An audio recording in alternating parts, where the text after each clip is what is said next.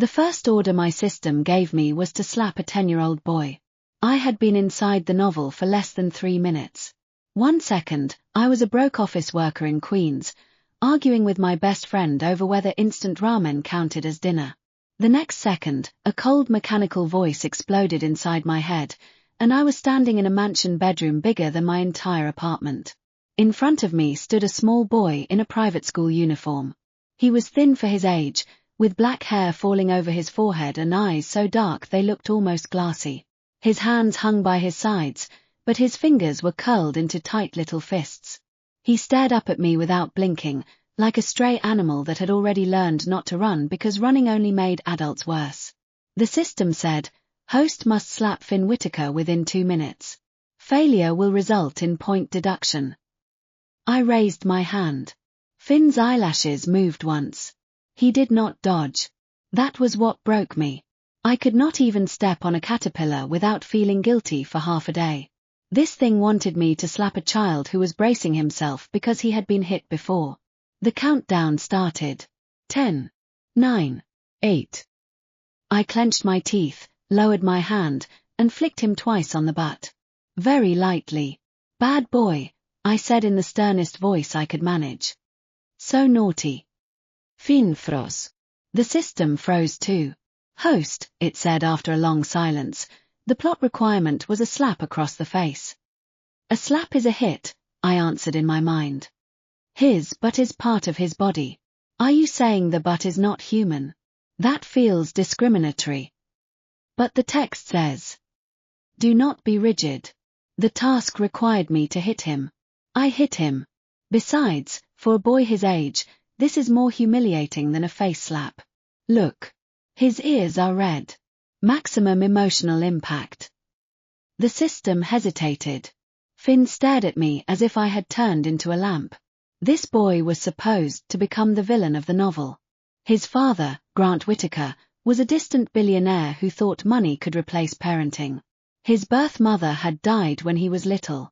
His stepmother, the woman whose body I now occupied, was supposed to abuse him until his ability to understand love twisted into something possessive and dangerous. Years later, Finn would imprison the heroine, fail to understand why she feared him, and die near the end of the book at the hands of the perfect hero. The perfect hero had not even hit puberty yet. I looked at Finn's tense little shoulders and thought, absolutely not. "Are we done?" Finn asked flatly. "I have homework." He walked to his desk, opened his backpack, and took out his books one by one as if nothing strange had happened. His collar was crooked, showing the worn neckline of an old t-shirt under the expensive uniform. I reached toward him. He flinched. "What now?" "Your collar." He watched my hand like it was a snake, but he did not move when I fixed it. On his pillow, I noticed the corner of a photograph. Before I could look closer, he lunged across the bed and shoved it beneath the pillow with both hands.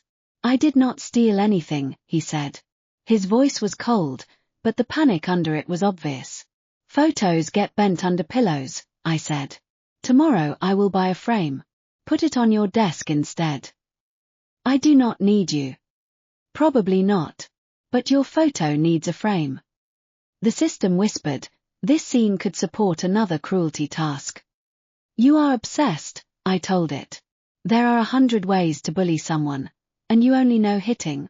Are you new?" There was a tiny pause. "How did you know I am an intern system?" I closed my eyes. Great. I had transmigrated into an abuse plot with a trainee algorithm. "Listen to me," I said. "If you want performance data, let me handle the creativity." "Okay," it said, far too easily. I turned to Finn. "Finish your homework. Then memorize 5 pages of vocabulary before bed. No sleeping until you are done." Finn's eyes widened. "See?" I told the system. Emotional damage. "Approved," the system said. That night, I called my best friend. Somehow, Grace had transmigrated too. She answered on the first ring and whispered, "Maya, if you are not also trapped in a rich family novel, I am going to scream." Evil stepmom. Evil stepmom. System. System. Child abuse tasks. Mine just ordered me to feed the little heroine disgusting food. Grace sounded personally offended. So I gave her Korean-style fermented noodles with fried egg and extra chili oil. It smelled criminal, but she ate 2 bowls and asked if poverty always tasted this good. My system made a faint clicking noise. Across the line, Grace's system apparently did the same. Then both systems spoke at once. Are you two exploiting bugs on purpose? Grace and I fell silent. Then we both said, no. Very convincingly. Grace's new stepdaughter was Ivy, the original heroine. She was supposed to grow up sweet, resilient, and starved for affection after being mistreated by her stepmother. My stepson Finn was supposed to become the obsessive villain who loved her wrong because no one had loved him right. We had landed on opposite sides of the same tragic plot. The book wanted Grace to break Ivy. It wanted me to break Finn. Instead, we began comparing task wording like 2 underpaid lawyers. If it says feed her rotten food, Grace said, does blue cheese count? Fermented fish sauce? Pickles? If it says burn him, I said, I can use a curling iron and burn his hair into loose waves. If it says lock her up, I can lock her in a luxury blanket fort with snacks. If it says make him kneel, I can make him kneel to tie his shoelaces properly. My trainee system began breathing static into my skull. You cannot keep doing this, it said. Watch me. The next morning, Grant Whitaker came home. He was handsome in the cold, expensive way men become handsome when no one in their life dares ask them to carry groceries. He stood in the living room at 2 a.m, wearing a dark suit and searching through a drawer for some document. The housekeeper whispered that Mr. Whitaker had returned for a file. That was the father. The book had not made him evil. It had made him absent, which was sometimes worse for a child. Grant found the file and walked toward the door without looking upstairs. On the second-floor landing, behind the railing, I saw Finn crouched in the dark. He watched his father leave with the expression of someone staring at a door that never opened from the right side. Grant shut the front door. Finn stood, noticed me watching, and walked back to his room without a word. I lay awake for hours. The next morning, I sent Grant a message from the phone that belonged to my new body. Your son watched you leave last night. If you are going to be absent, at least stop making surprise appearances like a ghost with better tailoring. He did not answer. At lunch, the system gave me another task. Host must use a heated tool to burn Finn before dinner. Excellent, I said. The system sounded nervous. Why do you sound pleased? I bought a curling iron, heat protectant spray, and a styling comb. When Finn came home from school, he saw the tool and backed away. No. Sit. I said no. Your hair is covering your eyes. If the school photographer sees you like this, future you will sue current you. What are you talking about? Sit down. He sat down because confusion was a powerful weapon. I sprayed his hair, tested the curling iron against a towel, and gave him soft, loose waves that made his sharp little face look less like a haunted crow and more like a child in a fashion editorial. The system beeped. Burn task. A curling iron uses heat, I said. I used it on him. No skin damage. Hair improved. Task completed. Finn stared at himself in the mirror. I look weird. You look expensive. I'm expensive. There we go. Confidence. That evening, Grant came home again. This time, he stopped in the hallway when he saw Finn at the dining table, hair styled, homework open, framed photograph of his birth mother placed carefully beside his lamp. Finn saw him too. The boy's back straightened. Grant looked at the photo. Then at me. You framed it. It was getting bent under his pillow. Finn muttered, I did not ask her to. Grant's jaw moved once. He was the kind of man who seemed to have 12 emotions locked behind one expression and no idea where the key was. It looks good, he said. Finn looked down at his notebook. The frame. Your hair. Finn's pencil stopped moving. It was a bad compliment, delivered poorly and late. But it landed. My system went quiet for almost 3 full minutes. Then it whispered, the father-son emotional index changed. Up or down? Up. Good. That was not the mission. It is now. Grace visited 2 days later with Ivy. Ivy was a small girl with round eyes, a pink backpack, and the solemn dignity of someone who had survived Grace's spicy fermented noodle incident and come out stronger. Finn stood on the stairs and looked at her like she was a suspicious package. Ivy looked back and said, "Your hair is pretty." Finn turned red and fled upstairs. Grace leaned toward me. Future romantic tension. They are children. Future. I said future. Please stop planning the next generation. The systems gave us a joint task during lunch. Both hosts must create conflict between the children. Grace and I looked at each other. Easy, she said. We put one chocolate cupcake on a plate between Finn and Ivy. Only one left, I announced. Finn stared at the cupcake. Ivy stared at Finn. The system hummed with anticipation. Finn pushed the plate toward Ivy. You can have it. Ivy broke it in half and pushed one piece back. You can have the bigger half. That is not conflict, my system said. They are negotiating resource allocation under scarcity, I replied. That is conflict resolution. Very advanced. Grace's system sounded exhausted. Why are humans like this? You selected 2 women who survive corporate meetings, Grace said.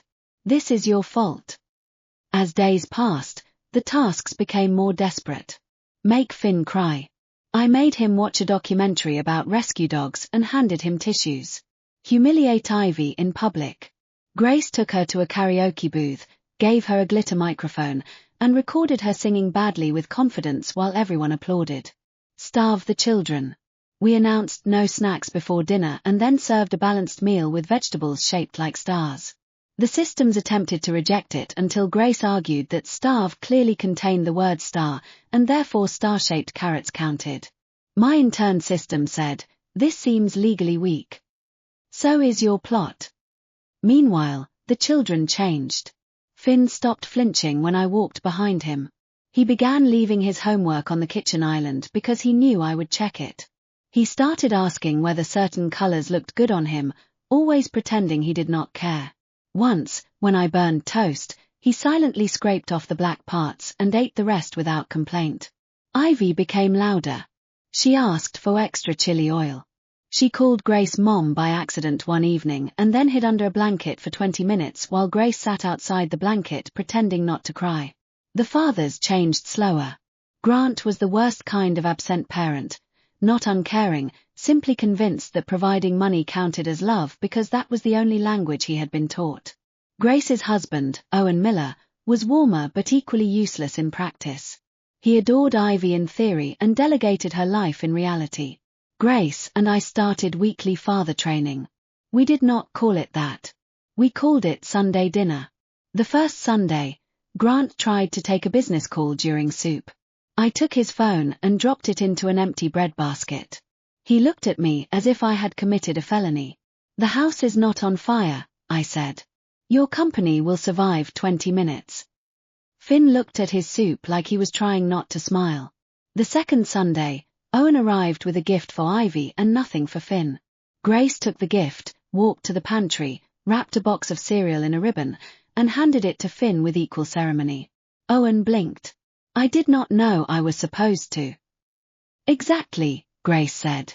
The third Sunday, both men arrived with gifts, no phones, and expressions of controlled fear. Progress. The systems were not pleased. Plot deviation has exceeded acceptable range, mine announced one night while I folded Finn's laundry. Then widen the range. The villain child is showing empathy markers. Good. The heroine child is showing mischief markers. Also good. The readers. It stopped. What about the readers? Nothing. That was when I knew the data was changing. Because the truth was, people liked watching children get healed more than watching them get broken.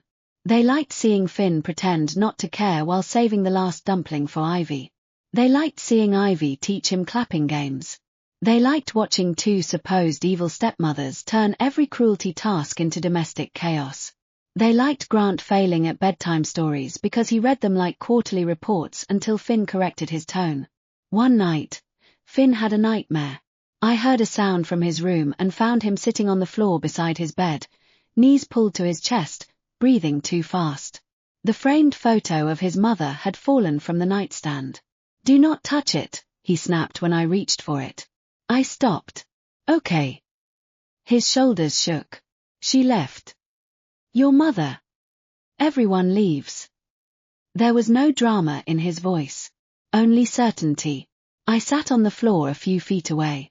"I cannot promise no one ever leaves," I said. "That would be a lie.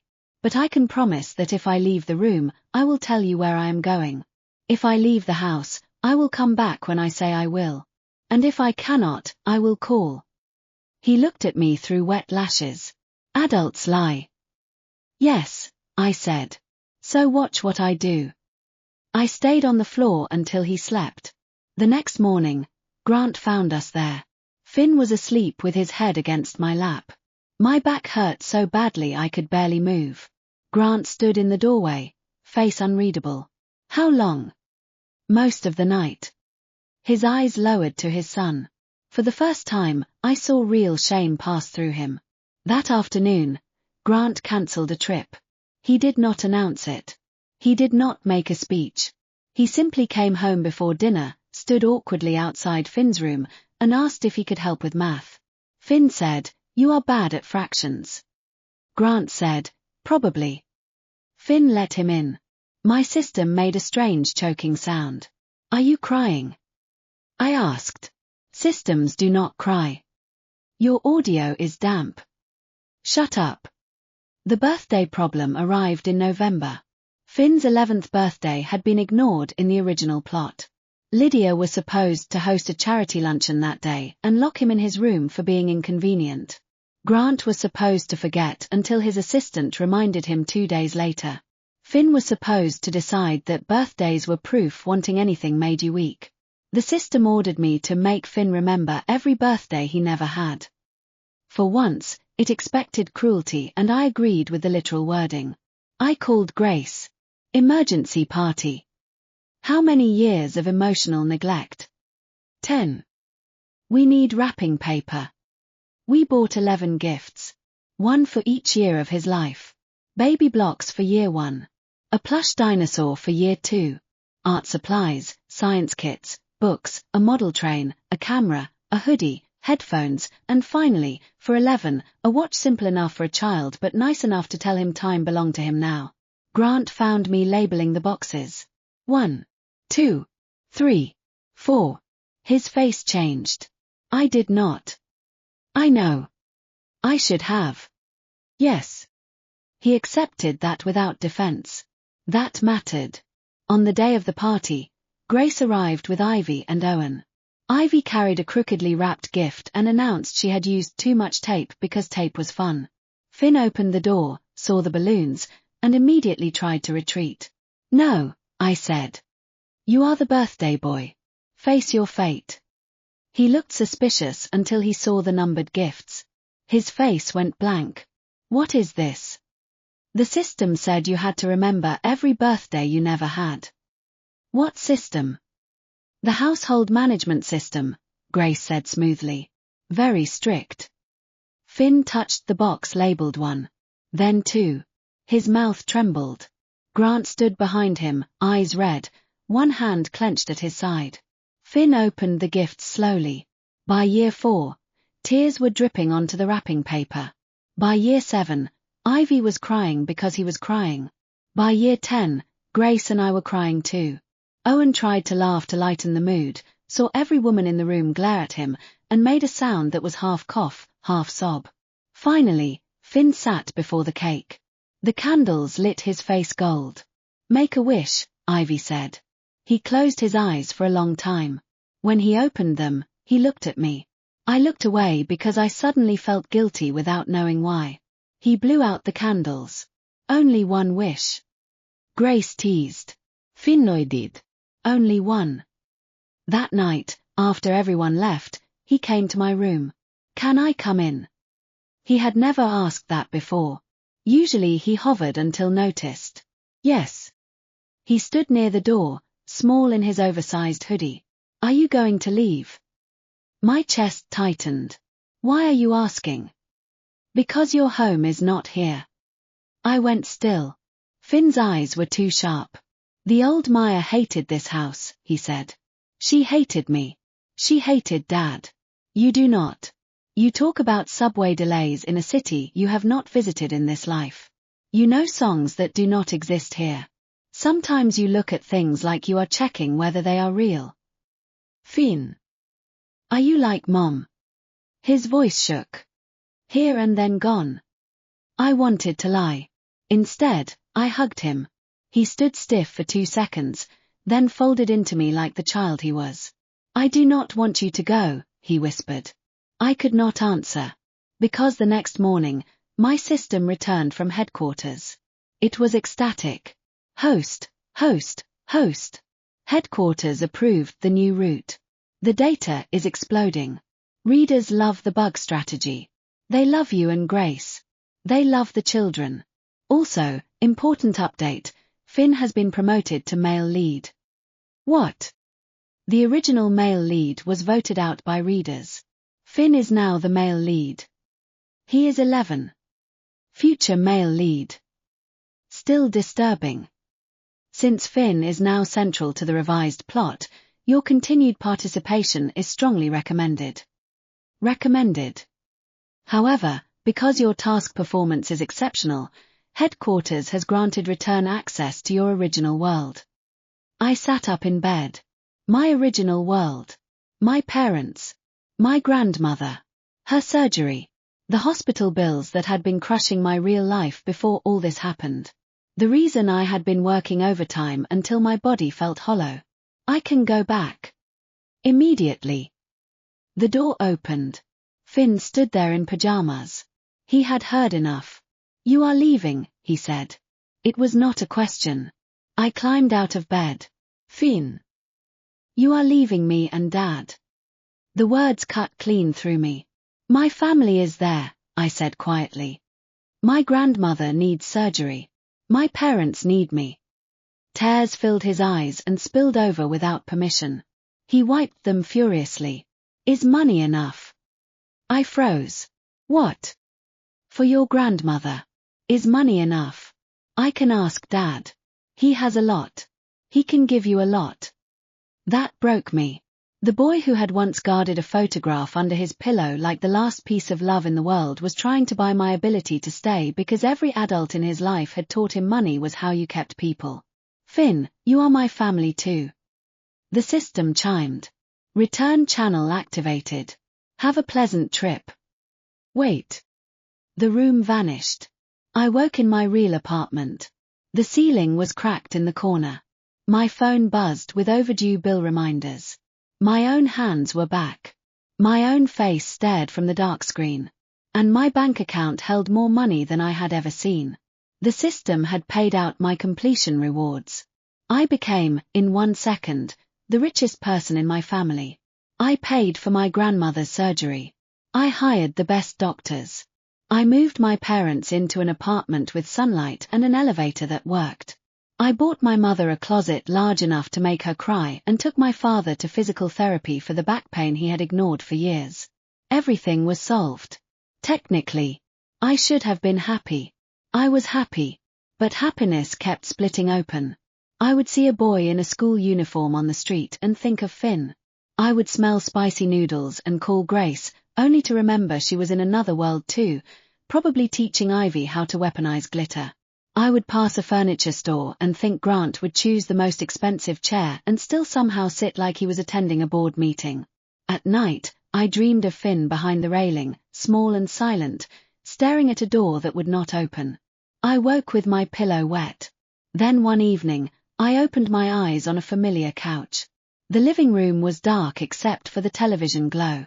Beyond the windows, the mansion garden stretched under moonlight. Another dream, I muttered. My system squealed. Host. You are back. I nearly fell off the couch. Why are you in my dream? not a dream. Headquarters tried binding a replacement host after you left, but Grant disliked her, Finn disliked her, the readers disliked her, and the data collapsed. After review, headquarters approved an exception. You may freely move between both worlds. Time continuity is protected. If you spend a month here, only 1 second passes there. If you spend a month there, only 1 second passes here. I stared. That is the first useful thing you have ever said. Thank you. Footsteps sounded on the stairs. Grant came down in a dark robe, hair loose over his forehead, looking colder and more tired than I remembered. He saw me sitting on the couch in the white lace nightgown the replacement host had apparently decided was appropriate evening wear. Please have some self-respect, he said coldly. The child is home. I looked down. The nightgown was almost transparent. I snatched a blanket from the sofa and wrapped myself like a burrito. This is not for your eyes. Go blind. Grant stopped. His face changed slowly. Coldness cracked into confusion, confusion into disbelief, disbelief into something fragile and almost afraid. Is it you?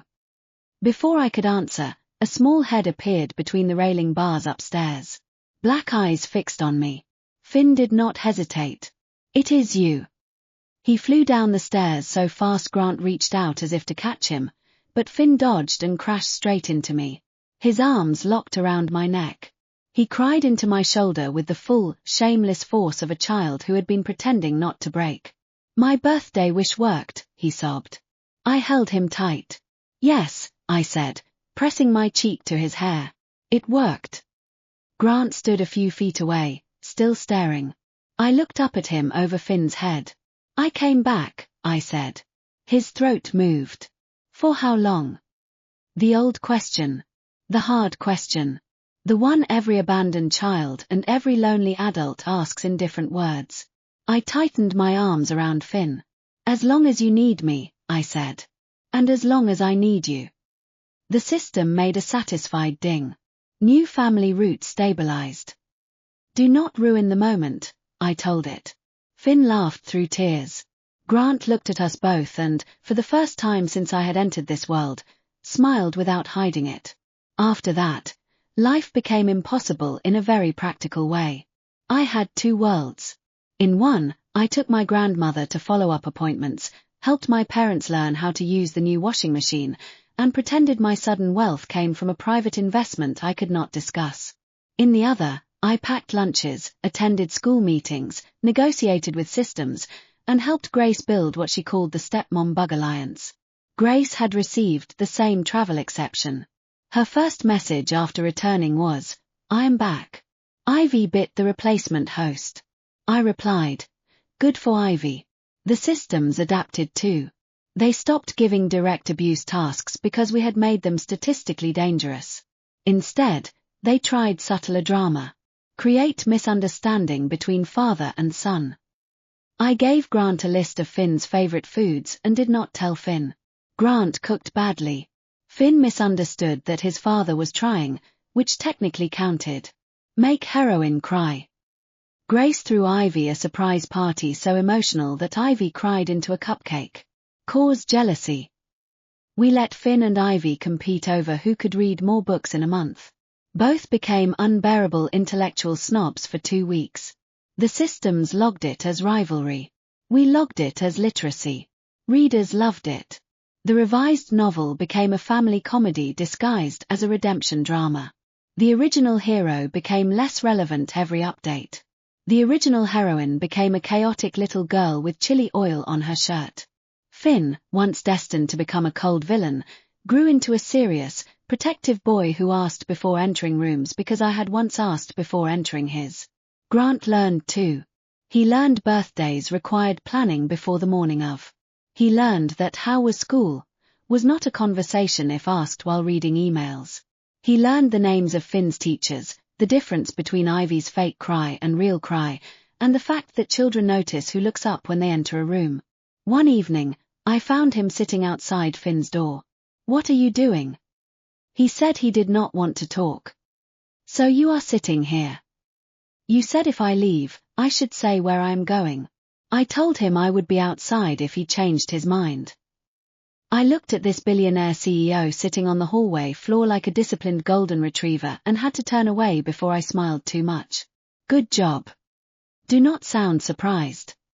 I'm constantly surprised. His expression softened. So am I. The romance part came slowly, which was inconvenient because Grace kept asking for updates. Has he confessed? No.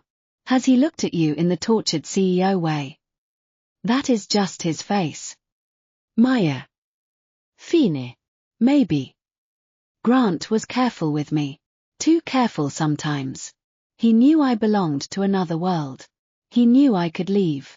He knew Finn loved me with a child's terrifying whole heart, and he treated that love like something sacred he had no right to influence. One night, after Finn fell asleep on the couch during movie night, Grant carried him upstairs.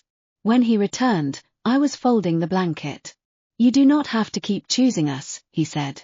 I paused. I know. Finn will survive if you need to stay in your world. Will you? He looked at me. For a man who had built his entire life on control, honesty seemed to cost him more than money. I would, he said. But I would not be fine. That was the closest thing to confession he could manage then. I walked over, took his hand, and placed it against the blanket between us. Then it is good I can come back. His fingers closed around mine. No system task triggered. No dramatic music played. No reader vote appeared. It was better that way. The final proof that the plot had changed came on Finn's 12th birthday. This time, no one needed labels for the missed years. There were no grief gifts, no apology boxes, no desperate repair of the past. There was only a real party planned on time, with friends, food, games, and Grant looking mildly terrified while supervising a group of pre-teens with foam swords. Ivy stood beside Finn at the cake. Make a good wish, she ordered. My last one worked, he said. Then do another. Finn closed his eyes. This time, he did not look desperate. He looked certain. After the candles went out, he leaned toward me and whispered, I wished you would always have a home here and there. I swallowed hard. That is a big wish. I have evidence birthdays work. Grant heard and looked away, but not before I saw his eyes redden. Grace, across the room, mouthed, do not cry. Then she cried first. Years later, when people in that world talked about the Whittaker family, no one called me the evil stepmother anymore. They called me eccentric. They called me warm. They called me the woman who somehow made Grant Whittaker attend parent-teacher conferences and made Finn Whittaker smile in public. Some tabloids called me mysterious because I disappeared for odd stretches and returned with snacks from brands that did not exist in their world. In my original world, my family called me lucky. They were not wrong. But luck was not the whole story. I had been given a role meant to harm a child, and I refused to perform it correctly. Grace had been given the same role, and she turned punishment into dinner. We did not defeat the system with strength. We defeated it with wording, stubbornness, and the radical decision that children in stories deserved better than becoming plot devices for adult romance. That was all. That was everything. The last time my system tried to act intimidating, it announced, host, warning. Excessive affection may permanently alter future plot outcomes. I was packing Finn's lunch. Good, I said. The villain route is unrecoverable. Excellent. The heroine route is unstable. Even better. The family route has become dominant. I placed a note in Finn's lunchbox. Eat the vegetables. I can detect lies across worlds. The system sighed. You are impossible. No, I said. I am the stepmom. Finn shouted from downstairs that he would be late. Grant shouted that the car was waiting. Grace texted that Ivy had smuggled chili noodles into school again and asked if I had bail money for elementary school crimes. I grabbed my keys, my phone, and the life no plot had planned for me. Then I went home. After I came back, the system stopped pretending it was in charge. It still issued tasks, used the same cold mechanical voice, and tried to phrase everything like a threat. But now there was hesitation underneath each order, as if headquarters had installed anxiety into its code. Host must cause Finn emotional distress before 8 o'clock tonight. Define emotional distress. Negative emotional fluctuation. Excellent. I walked into Finn's room with his math quiz in my hand. He looked up from his desk. What did I do? You got one question wrong. Tonight we are reviewing fractions. That is emotional distress, he said. Exactly. The system was silent for 5 seconds before it marked the task complete. Finn narrowed his eyes. Are you using me to fight the weird household management system again? I am using fractions to build character. That sounds worse. He complained for 10 minutes, solved every missed problem, and then stayed at the table because he wanted to beat the advanced worksheet too.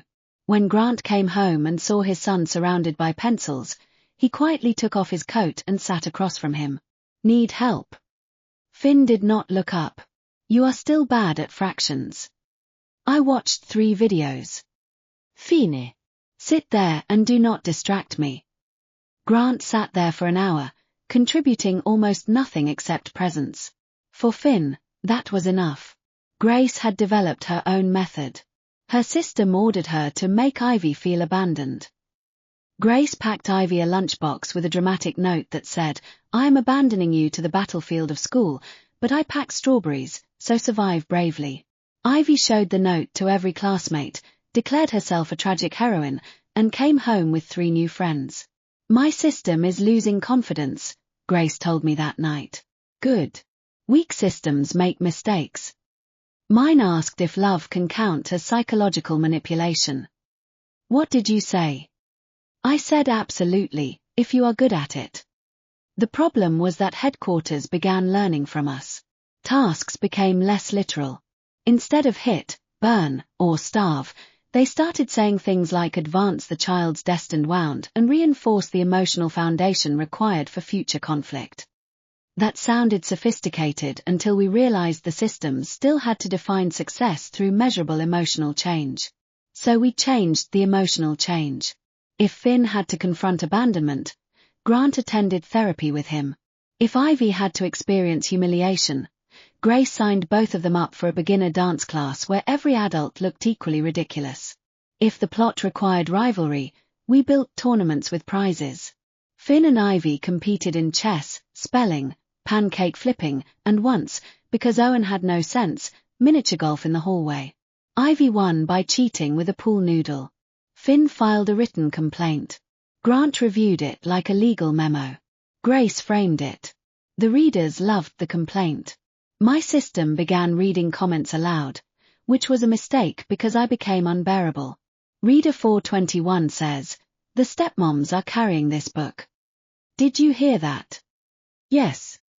Reader 816 says, Finn deserves a full healing arc. Yes.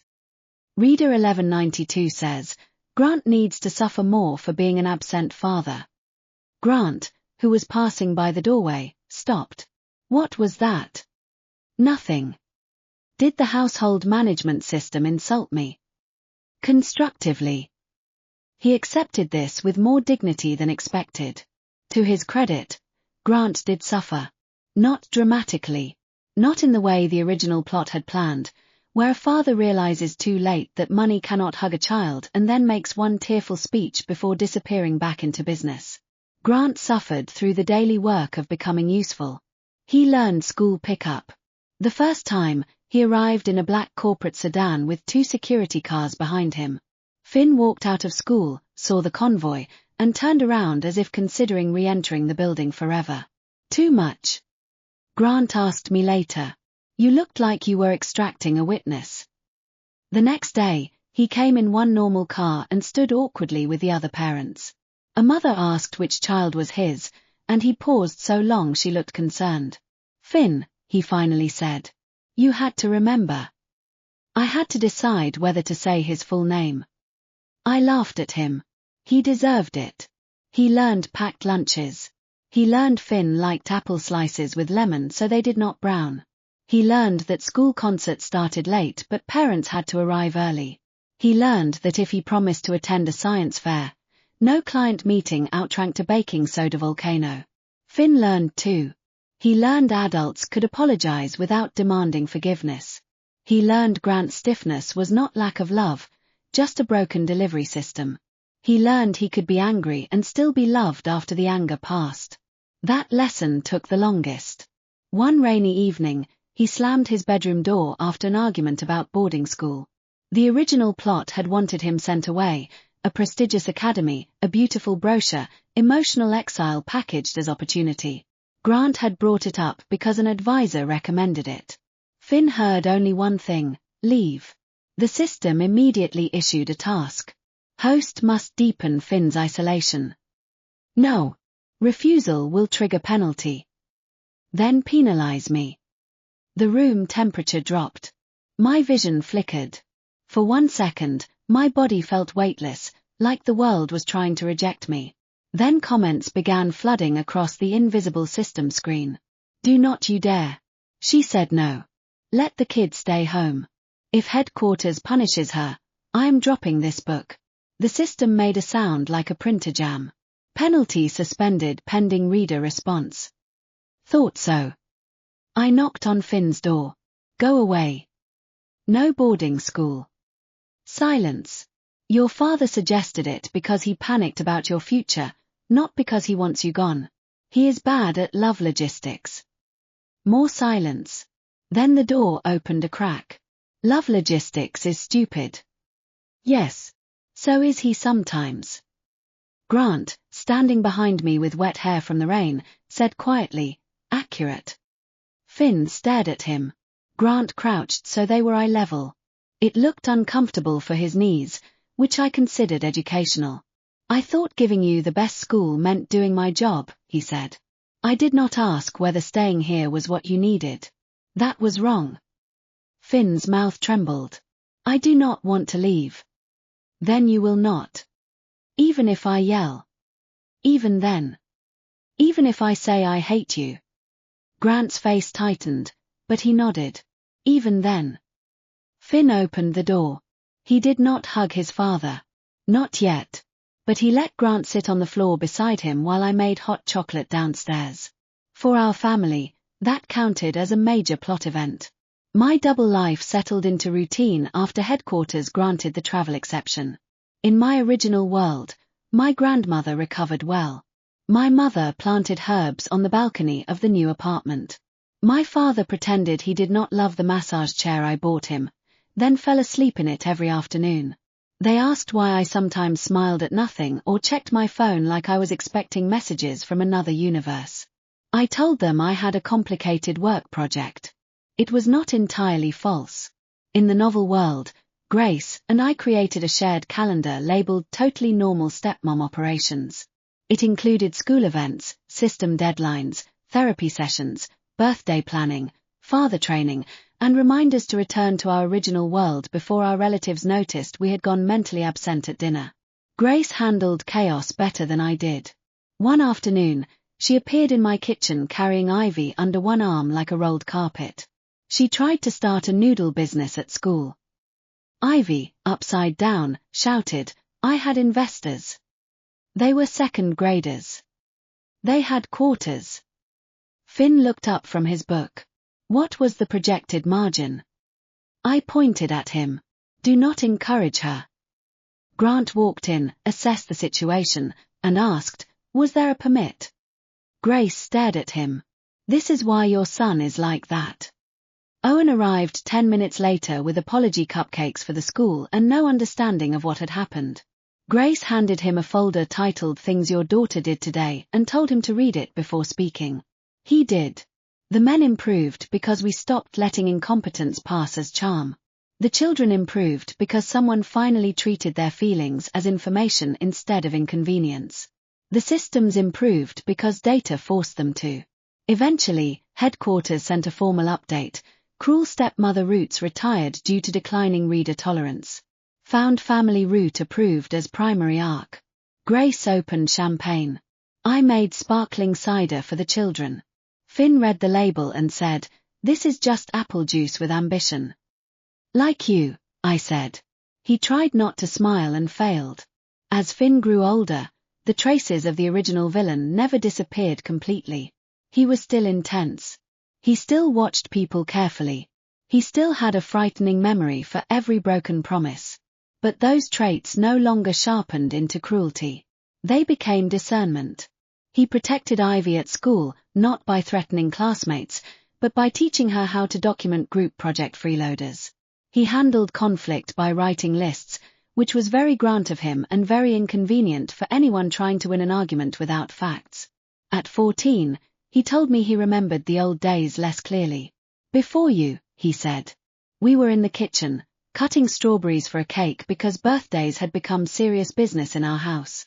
That is probably good, I said. Sometimes I worry forgetting means it did not matter.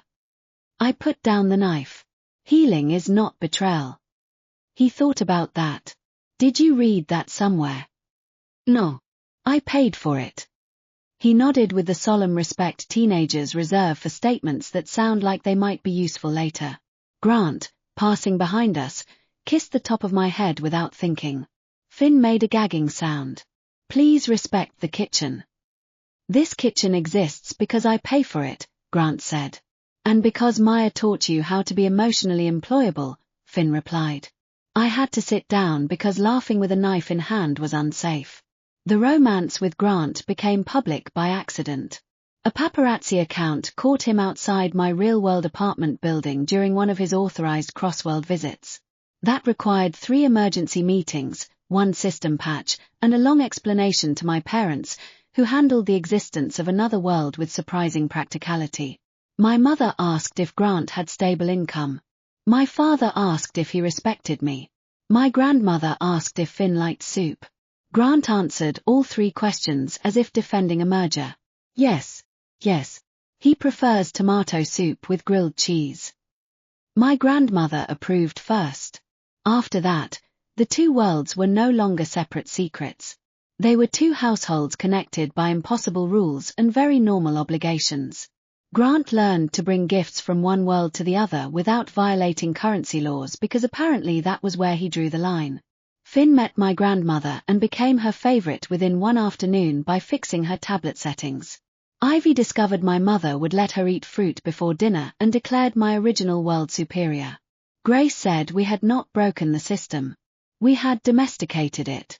The system denied this, but it had started reminding me to bring umbrellas, so its credibility was low. Years after the first task, headquarters requested a retrospective interview. For internal training, my system said. You want me to teach future hosts how to exploit loopholes? We prefer the phrase adaptive narrative compliance. That is worse. Still, I answered one question. What changed the plot? Not cleverness, though that helped. Not rebellion, though we did plenty of that. Not romance, not reader votes, not system errors, not even the travel exception. The plot changed because the first time a child expected pain, I refused to give it to him. Everything after that was logistics. On Finn's 18th birthday, he gave a speech. It was short because he hated public emotion and because Ivy threatened to livestream if he cried too early. He stood in the garden, taller than me now, handsome in a serious way that made Grant look both proud and alarmed. Friends filled the lawn. Grace and Owen argued near the dessert table. Ivy adjusted the candles because she still believed presentation mattered. My parents watched from a shaded table while my grandmother told anyone who would listen that Finn was good with technology. Finn looked at Grant first. Thank you for staying outside the door until I opened it. Grant's eyes reddened immediately. Then Finn looked at me. Thank you for coming back. I could not speak. He smiled, small but real. My birthday wishes have excellent success rates. Everyone laughed. I cried anyway. That night, after the party ended, the system gave me one final notification. Original mission permanently closed. Host status updated. Family anchor. Is that official? Yes. Does it come with benefits? You have unlimited travel, reader immunity, and priority bug review. What is priority bug review? When you break something, headquarters checks whether readers liked it before deciding if it was wrong. So nothing has changed. Correct. I stood in the doorway of Finn's old room. The framed photograph of his mother still sat on the desk, now beside newer photos. Finn with Ivy, Finn with Grant, Finn with me, all of us crowded around cakes from different years. Grant came up behind me. Thinking about the first day. The slap. The butt tap. A defining parenting choice. You knew about that. Finn told me years ago. And you still trusted me. Grant looked at the photographs. That was when I started trusting you. I leaned against him. The system hummed quietly, then, for once, said nothing. No task. No countdown. No threat. Just the house breathing around us, full of people the original story had tried to damage and failed. I had two worlds now. Two families. One impossible job title. Not heroine. Not villainess. Not replacement host. Stepmom. And I intended to keep exploiting that role for the rest of my life. The original hero did not disappear quietly. No story likes losing its chosen son. In the old plot, Caleb Sterling was supposed to be perfect. Charming, patient, born into the right family, always arriving at the right moment to save Ivy from pain everyone else had caused. The trouble was that once Grace stopped causing the pain, Caleb had very little to do. He still appeared at school events with polished manners and expensive sneakers, but Ivy no longer looked at him like salvation. She looked at him like a classmate who borrowed markers and forgot to return them. This irritated the system more than anything. Hero encounter required, Grace's system announced during a school charity fair. Grace called me immediately. It wants Ivy to fall into Caleb's arms during the sack race. Can she fall? She can. Into a hay bale. 5 minutes later, Ivy tripped dramatically, rolled into a decorative hay bale, and sprang up with both arms raised like a gymnast. The crowd cheered. Caleb stood nearby with his arms half extended, completely unused. Finn, who had been helping at the lemonade stand, handed Ivy a napkin. You have hay in your hair. Did I look heroic? You looked like a potato escaping a farmer. Ivy beamed. Good. The comments loved it. Caleb's popularity dropped another 3%. After that, headquarters tried to force chemistry through increasingly absurd events. Caleb was assigned as Ivy's science partner. Ivy chose a project about mold growth because she said true friends should survive ugly data. Caleb hated mold. Finn helped her build the display board and labeled every sample with disturbing precision. Caleb was placed beside Ivy at a school concert. Ivy spent the entire intermission whispering to Finn about whether the violin section was secretly at war with the cellos. Caleb tried to give Ivy a limited edition bracelet. Ivy thanked him, traded it to a classmate for a rare comic, and then asked Grace if that counted as asset conversion. Grace called me in tears. My daughter is becoming you. Congratulations. I am scared. The more the plot pushed Caleb forward, the more obvious it became that Ivy did not need a savior. She had a family, a spine, a business plan, and a willingness to weaponize noodles. Readers began asking why Caleb was considered the hero when Finn had the better emotional arc, better jokes, and better hair. My system read the polling results like a weather report during a natural disaster. Original hero approval, 21%. Finn approval, 87%. Ivy approval, 93%. Stepmom alliance approval, data exceeds normal scale. What does that mean? Headquarters is reviewing male lead status. Finn was 12 when the title changed. He found out because Ivy ran into our house waving a tablet. You beat Caleb.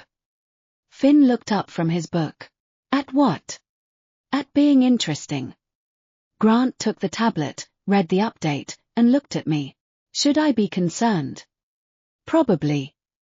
Finn read the comments silently. His ears turned red. This is stupid, he said. Then he saved a screenshot. For the first time, the system gave a task that sounded almost respectful. Host must support the new male lead's healthy development. I leaned back in my chair. Say that again. No, please. Host must support the new male lead's healthy development. One more time, but with feeling. I will report you. From then on, our work changed. It was no longer only about avoiding harm. It was about building futures strong enough that the old plot could not reclaim anyone. Finn took debate classes because he needed to argue somewhere other than dinner. Ivy took coding classes because she wanted to create an app that ranked school lunches by betrayal level. Grant funded both and learned not to solve problems before asking whether the children wanted help or just an audience.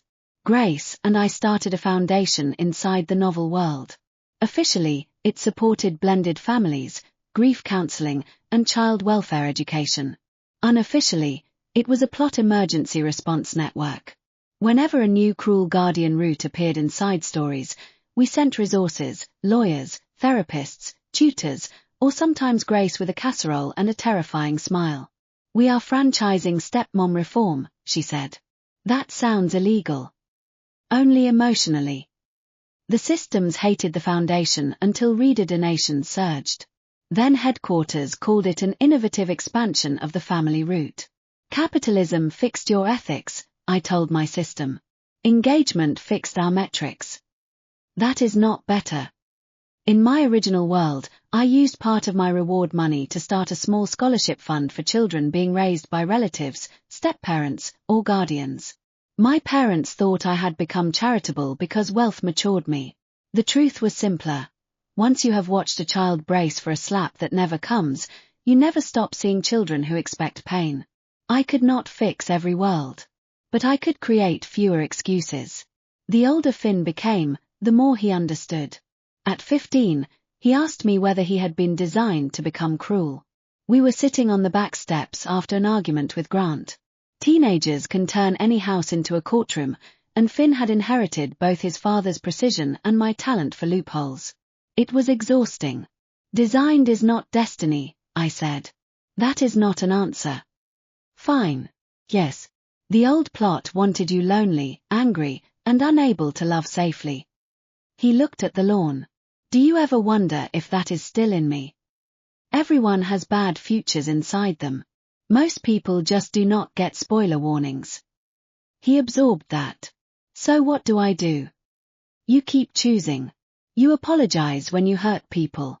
You ask for help before fear turns into control. You do not treat love like ownership. And if you ever lock someone in a room for romance, I will personally drag you to therapy by your ear. He laughed despite himself. I would never. Good. I prefer prevention. At 16, Ivy confessed she liked Finn. Grace and I handled it maturely for almost 9 seconds. Then we locked ourselves in my pantry and screamed into dish towels. They are still children, I said. They are teenagers. Worse. Do we interfere? No. Do we monitor? Aggressively. Grant and Owen were less composed. Owen gave Finn a speech about respect, responsibility, and curfew that lasted 24 minutes. Grant stood behind him with his arms crossed like a corporate executioner. Finn listened politely, then said, I understand. I have prepared a written statement of intentions. He had 3 pages. Ivy read it, highlighted 2 sections, and requested revisions. Grace whispered, They are both terrifying. We raised them, I said. That explains it. The relationship, when it finally began, was nothing like the old book. No imprisonment, no helpless heroine, no tragic obsession dressed as love. Finn asked. Ivy answered. They made rules. They broke some. They apologized. They grew. The system monitored them for signs of original plot corruption and found mostly sarcasm. That was acceptable. The final time Caleb tried to force his way back into the story, he did it at a college admissions event. He had grown handsome, confident, and deeply unused to not being central. He cornered Ivy near the refreshment table and told her she had changed. Yes, Ivy said. That is what childhood is for. You used to be sweeter. I used to be underfed emotionally. Finn appeared beside her. Caleb looked him up and down. You always hover. Finn smiled, calm and unpleasant. And yet she is the one holding my hand. Ivy took Finn's hand deliberately. The system whispered, original hero route terminated. Grace, watching from behind a fake plant with me, wiped a tear. Our little heroine just fired the hero. Good for her. When the children left for college years later, the house became too quiet. Grant pretended to enjoy the quiet for 2 days. On the third, he stood in Finn's empty room and adjusted a book that did not need adjusting. He will call, I said. I know. You can call him first. I do not want to seem needy. Grant. He called. Finn answered on the second ring and said, I was wondering how long you would last. Grant looked deeply offended and deeply relieved. That was when I realized the family route had not only saved the children. It had saved the adults from becoming monuments to their own regrets. Grace and I still joked about bugs. We still found loopholes when needed. But less and less, the system gave us anything cruel to resist. The world had learned new habits. Readers had learned to demand better. Headquarters had learned that healing sold. It was not pure. It was not perfect. It was still a system chasing engagement.